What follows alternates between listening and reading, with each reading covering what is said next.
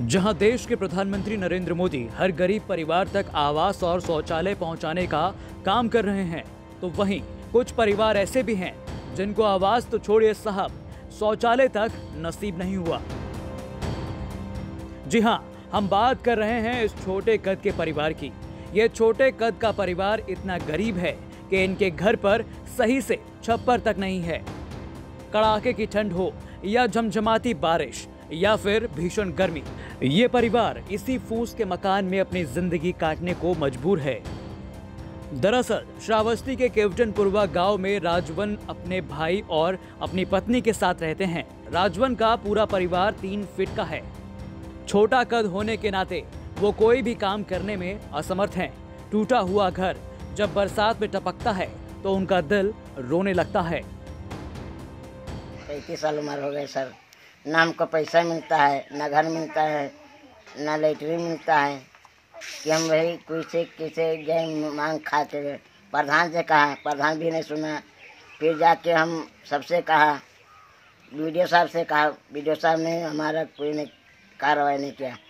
मैं कहीं 25 साल के बाद हम आवाज़ देंगे, 25 दिन के बाद में। अब आज तक कार्रवाई नहीं हो रहा सर। कहते हैं प्रधानमंत्री नरेंद्र मोदी हर एक का सपना पूरा करते हैं। घर के सपने को संजोए हुए राजवन बीते 5 सालों से सरकारी दफ्तरों के चक्कर काट रहे हैं।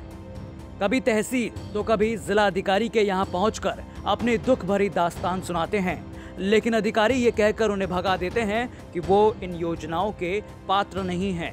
खैर, उस सिस्टम का क्या ही कहें साहब, जो योजना देने के लिए रिश्वत की बात करता है।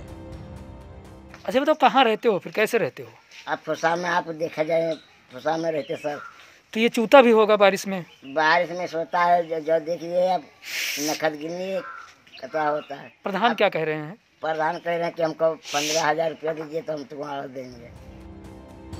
वहीं इस पूरे मामले को लेकर जब हमने वहां के मुख्य विकास अधिकारी से बात की तो सुनिए उन्होंने क्या कहा।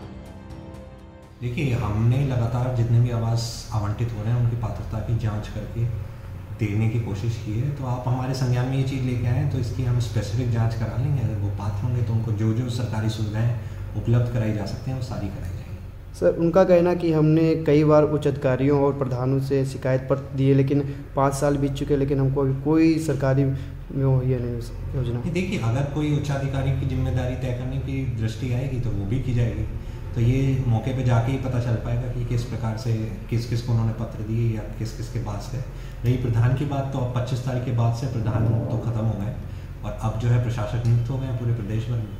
लेकिन जो भी लाभप्रद योजना है उनका तो लाभ दिया ही जाएगा। अगर सर दोषी मिलते हैं तो सर क्या कार्रवाई होगी? इसे जो भी नियमानुसार कार्रवाई होगी वो की जाएगी। दोष के भी अलग अलग लेवल्स होते हैं, तो जो भी सही नियमानुसार कार्रवाई होगी वो की जाएगी। आवाज तो छोड़िए साहब, प्रशासन गांव को शौच मुक्त करने का दावा करता है, लेकिन ये दावा कहां तक सच है, ये अपने आप में एक बड़ा सवाल है। श्रावस्ती से पंकज वर्मा की रिपोर्ट, यूपी तक।